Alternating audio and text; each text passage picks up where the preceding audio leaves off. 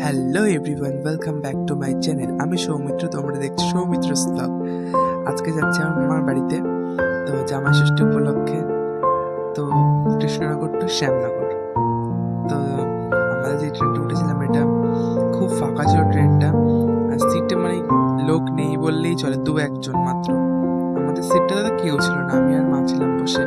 পুরো ফাঁকা ট্রেন, খুব ভালো লাগছিল। আমি এত বছর ট্রেনে যাচ্ছি, কিন্তু এত ফাঁকা আমি কোনোদিনও দেখিনি। খুব ফাঁকা ছিল ট্রেন।